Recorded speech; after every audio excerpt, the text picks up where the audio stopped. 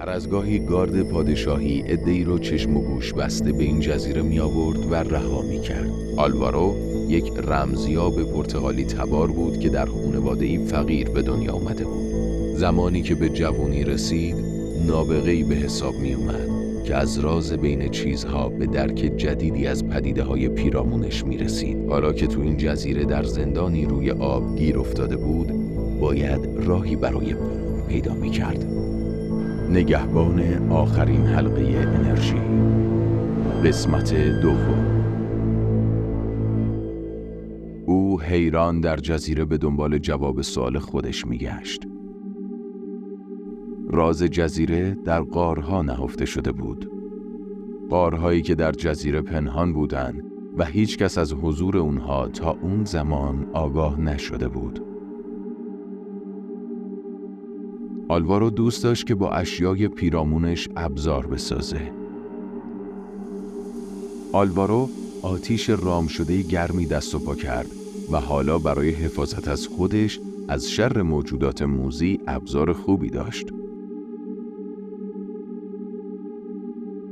اون میدونست چطور آتیشو با خودش حمل کنه.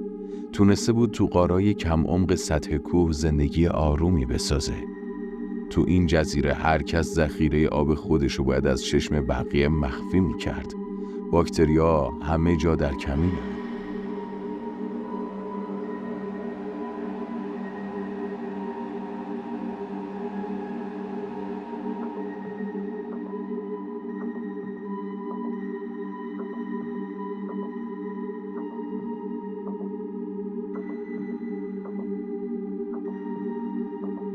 عده‌ای میتونستن با زندگی در جمع کنار بیان. اما بزرگترین مشکل زندگی جمعی تو جزیره این بود که از یه جایی به بعد کسی نقشه فرار میریخت و سعی میکرد بقیه رو به اجرای اون تشویق کنه.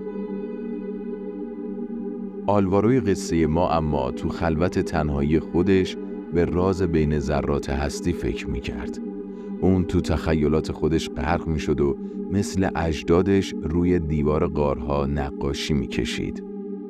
زمانی که به سابیدن دیوار مشغول بود، رطوبتی رو روی دیوار غار احساس کرد. سنگ محلی که نمناک بود سست شده بود و میشد اون رو با ضربه کند.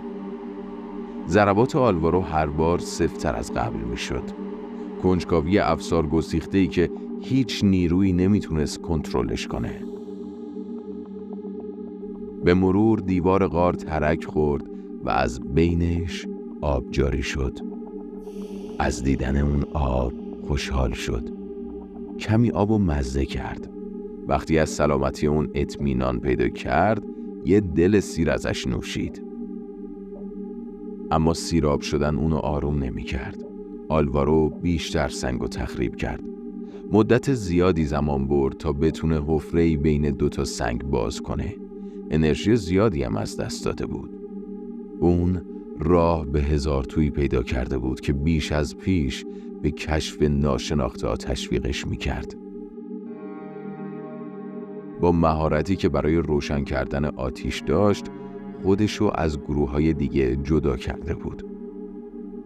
پیچیدگی تهوع آوری بهش دست داده بود. اون به دهانه یک دنیای جدید تو زیر زمین رسیده بود و نمیتونست کنجکاوی خودشو کنترل کنه. یه غار عمیق با هزاران و شاید تنها چیزی که میتونست اونو از جزیره بیرون ببره. سینه‌خیز وارد غار شد. تو همون ورودی غار صدای فرکانس گوش خراشی رو شنید، اما به مرور گوشش به اون صدای دلهرآور عادت کرد. هرچی بیشتر به دل غار میرفت، بیشتر صدا به گوشش میرسید. آلوارو تو خلوت خودش ابزاری ساخته بود که ماهیتشو از تمام علوم مشتق گرفته بود. این حرفی بود که خودش به دیگران میگفت تا اونها رو از کنجکاوی بیش از اندازه منصرف کنه. دستگاه بدوی اسرارآمیزی ساخته بود که به تغییر فرکانس‌های پیرامونش واکنش نشون میداد. گاهی تو پیشرویش به دل غار به تالارهایی با چند راه ورودی میرسید. اگر با انتخاب راهی صدای فرکانس رو کمتر میشنید، از راهی که رفته بود برمیگشت. به دنبال منشأ صدا بود و صدا اون رو به سمت خودش میکشید. گاهی آلوارو متوجه میشد که به صدا نزدیکتر شده. صدای فرکانس تو برخی مسیرها شدت میگرفت و آلوارو رو به دنبال خودش میکشید. بعد از مدتی به این فکر افتاد که شاید بتونه با صدا ارتباط برقرار کنه. شاید منبع صدایی که میشنید پاسخ مناسبی برای سوالش داشت. چطور میتونم از جزیره فرار کنم؟ بعد از مدتی باید به سطح زمین برمیگشت و خودشو به نگهبانان نشون میداد. سربازا باید به مرکز قدرت خبر زنده بودن یا مرگ اونا رو گزارش میکردن. آلوارو به هیچ کدوم از تبعید شدگان نمیگفت که در حال انجام چه کاریه. این راز اونقدر بزرگ بود که کسی نمیتونست رازدارش باشه. فقط بهونه میکرد که در حال جستجو به دنبال آب همین.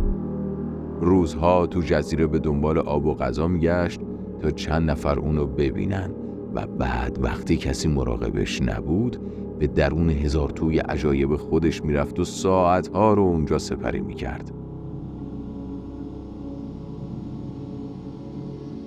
بعضی روزا میشد که مسیر اشتباهی و تو غار میرفت و هیچ وقت صدای فرکانسا رو نمیشنید. آلوارو رمزیاب داستان ما نمیدونست که غارها میتونن چقدر خطرناک و سحرآمیز باشن.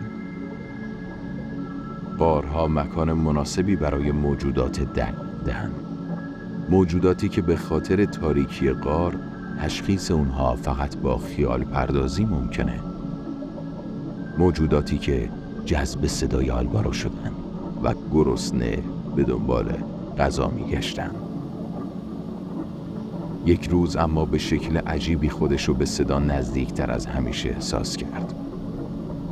نه تنها میتونست با ابزاری که داشت شدت صدا رو بسنجه، بلکه قادر بود با حرکاتش روی فرکانسای صدا تأثیر بذاره. و بعد از آخرین پیچ به یک دوراهی رسید.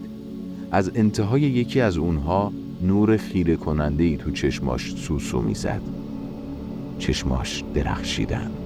آلوارو بدون اینکه به خودش تسلطی داشته باشه به سمت نور حرکت کرد. تو اعماق خلوت غاری ناشناخته داشت میرفت که به رازی بزرگ پی ببره و خیال میکرد تو یک قدمی کشفش قرار داره.